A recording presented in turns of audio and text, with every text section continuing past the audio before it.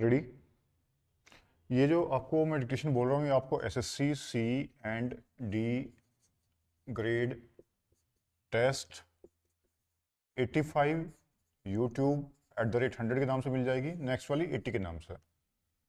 और एक और पॉइंट जो मैं आपको बताना चाहूँगा, अगर जब तक एग्ज़ाम है तो मेरा जो आपको सजेशन है, आप जो डिक्टेशन लिखेंगे वो स्पीकर के थ्रू लिखेंगे न, और स्पीकर में या तो आप जो है फ़ोन का स्पीकर ऑन करके लिख सकते हो या स्पीकर को कनेक्ट करके लिख सकते हो आउटसाइड डिवाइस से। हेडफोन लगा के नहीं लिखेंगे तब तक के लिए। Ready, start it.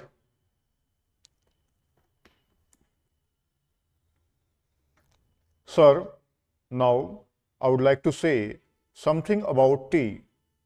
This time there is taxation on common tea, the tea that we are consuming here, so that there can be more earnings through export.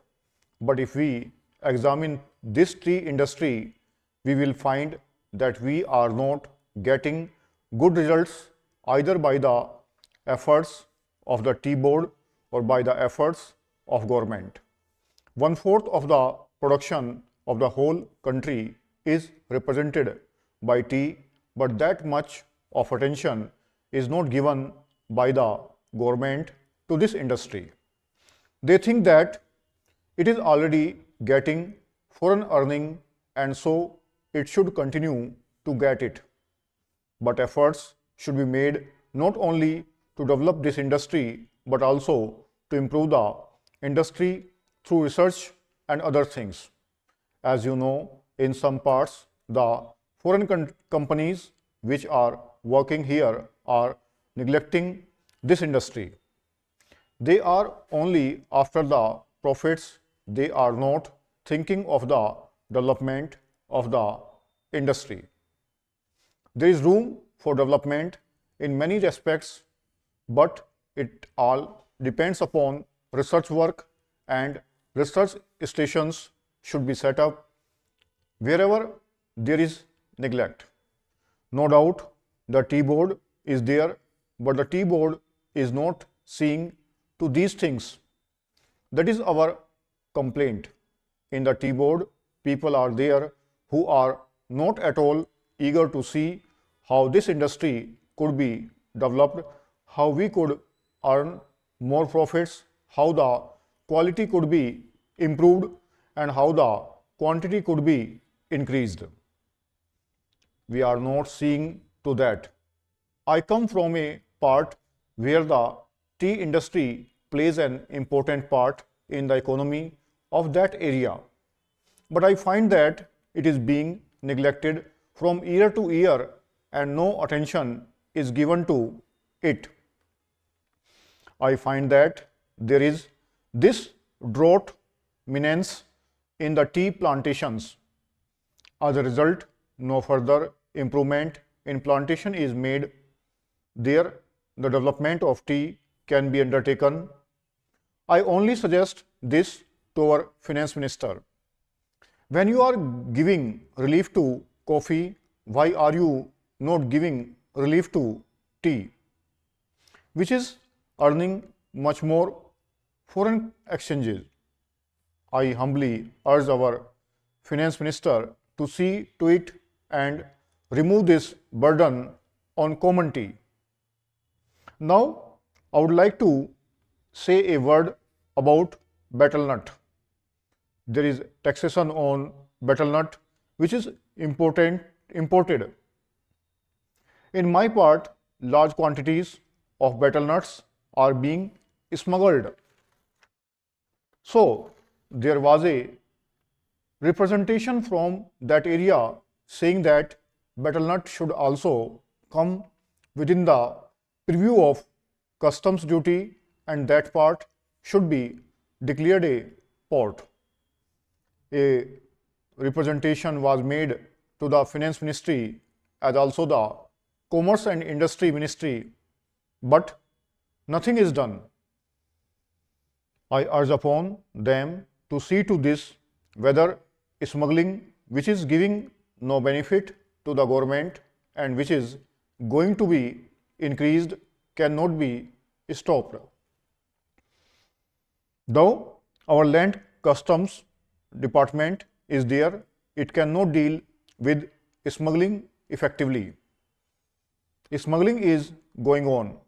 So, if you want to stop it, some definite steps should be taken and the representation which was made from that part should be given due consideration. Now, some other friend also touched upon rural economy and cottage and village industries. One thing we must do, that is, we must remove the disparity between the town and the village. If we are to remove it, what should be done? We should develop small industries, village industries and cottage industries.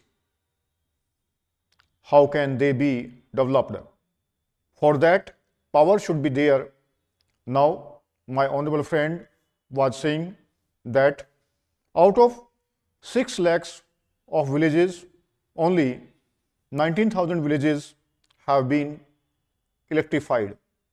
This is meager. If village electrification is not given due consideration, we cannot make progress. When our draft 5-year plan was discussed among members of parliament, I asked for information about how much of village electrification was contemplated in the 10th 5-year plan. The answer was very unsatisfactory. Unless you develop your village industries, how can you advance? They are also contemplating to employ the surplus labor and also agricultural peasants who are not wholly employed to develop village industries and to make a plan. But unless power is supplied, unless you have a good scheme of rural electrification, how can village industries be developed in these modern days? We say big things. We say here and we shout from housetops that so much is being done for the rural areas. But actually, we are not doing what should be done. If rural electrification is there, then rural industries can be developed. Otherwise, they cannot be developed. Unemployment cannot be solved. The only solution for unemployment is the development of small industries and cottage industries. Otherwise, unemployment will increase year by year and there will be frustration among young men, particularly among the educated.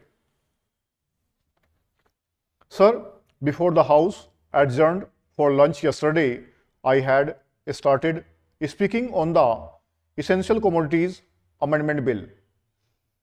I have got here with me the bill as introduced. In the statement of objects and reasons, the government pointed out that in certain cases it might be necessary for them not to award punishment prescribed in the law as it exists at present, but to forfeit a part of the deposit. This relates to minor offences under the Essential Commodities Act. I can quite understand this and generally, therefore, nobody would oppose this thing, but the question that I wish to raise in this connection before the House is the manner in which this act is being implemented by the government and also by the state governments. I mention the state governments because here is a measure which is sponsored by the Ministry of Food and Agriculture and in regard to many aspects of which I believe the central government has concurrent jurisdiction, but much is left to the states. our experience has been, especially in the state from which I come, namely West Bengal, that this act is not implemented properly by the state authorities because of various connections of certain people high up with the big business and other indulging in speculation, hoarding and so on. ये 1000 plus word है, 100 की speed है. आपको ये SSC C D grade test number 85 के नाम से मिल जाएगा. आपको सॉफ्टवेयर का URL पता ही है कि 3P प्रोग्राम के नाम से है, 3P programme.steno18.in. इसके अलावा कोई दिक्कत आएगी आप मुझे कांटेक्ट कर सकते हो व्हाट्सएप या फ़ोन के थ्रू 8010522591. व्हाट्सएप कॉल एक्सेप्ट नहीं है, लेकिन व्हाट्सएप पे मैसेज कर सकते हो और वो डायरेक्टली कॉल कर सकते हो या टेक्स्ट मैसेज कर सकते हो. मैं आपको अब जो डिक्टेशन बोल रहा हूँ उस कंटेंट को मैं बोलूँगा आपको 80 की स्पीड पे. आप लिखेंगे.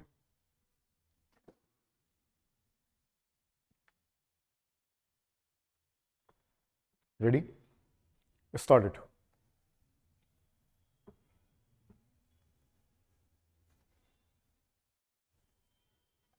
Mr. Deputy Chairman, I have a few brief remarks to make. If I may say so, I think in this Honorable House, when we discuss such a matter as this, it would be better and in the fitness of things if we discuss it in terms of principles instead of introducing names of individuals, how many rupees, who gets, or the names of individual firms. I am not in the least interested to defend high salaries paid by any business firm either in Clive Street, Calcutta, or in any other street anywhere else. But I think as a matter of principle, we should avoid mentioning names of individuals and firms because it seems to be unjust and unfair. We in this house are a privileged group of people, but we should be very careful about using our privilege. Otherwise, we might do damage to the prestige and authority of Parliament in the eyes of the public. Now, sir, I think we should discuss this measure in terms of principles and policies, and the two important basic points that are involved in this are a question of investment and a question of incentives. We have decided to bring about what we call a socialist society in this country. And a socialist society does not mean that we should engage ourselves in working out a just distribution of poverty. The main purpose of a socialist society is to produce a sufficiently large volume of wealth so that we can provide our people with at least the minimum requirements of civilized human existence in terms of food, cloth, housing, health, education, and so on. Obviously, this wealth production and the volume of it that we require in terms of our situation requires investment on a massive scale. A socialist society has to invest capital in order to produce wealth. It may interest my honorable friend to know that in the Planning Commission in Russia, there is a whole-time member whose designation is member in charge of capital investment. It sounds rather odd that a socialist country has to appoint a man whose principal anxiety is to work out the best way of capital use. Now, sir, in any kind of society such as ours, it is possible to work out the amount of savings that the society can possibly make in terms of its own situation and the amount of investment that is necessary in order to produce the volume of wealth that we have got to produce if we are going to achieve our social objectives. The difference between what we have got to invest and what we can possibly save in terms of our own society is a very wide gap in our situation, and that gap has to be filled obviously by importing capital from wherever we can get it. If we can get it from a socialist or a communist society, by all means we should take it. If we cannot get enough from them, we have to take it from other kinds of society, whether we agree or disagree with the social purposes or the kind of political organizations that they believe in. That consideration is totally irrelevant. Now, the principal organizer of the socialist society in India, that is our leader, the Prime Minister, has himself said that he wants foreign private capital to come into this country. It is not that it is a very desirable thing. It is a necessary thing whether you like it or not, because otherwise merely by importing capital, which is public capital owned by governments in those areas of the world where surplus capital exists, we cannot possibly bring into this country that volume of capital which is necessary to fill in this gap between savings and investment. Therefore, as a matter of state policy, the government of this country has decided with the approval of Parliament that there is room for investment of foreign private capital also in our economy. We are perfectly entitled to say that we do not want foreign private capital to be invested here at all, but we cannot have it both ways. We cannot eat our cake and have it too. If on the one hand we want foreign capital from other countries, we have to create a state of affairs in which they feel induced to come and invest their capital. As I have said, we are free to say that we do not want it. But if we do want it, we cannot at the same time insist on creating conditions which forbid them to do so, which they find extremely discouraging, and one of the things by which we could prevent foreign capital from coming into this country is to approve of a measure such as this.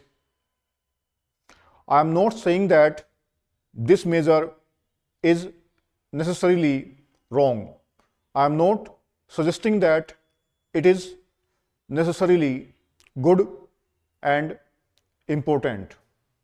All that I am saying is, if you do want foreign capital, then do not pass this legislation. ये 80 की speed है और fluctuations में ना के बराबर है. आप इस कंटेंट को लिखेंगे. SSC CND grade test number 85 के नाम से मिल जाएगा आपको. मैं अपलोड कर रहा हूँ बस जस्ट इसके बाद में इसको.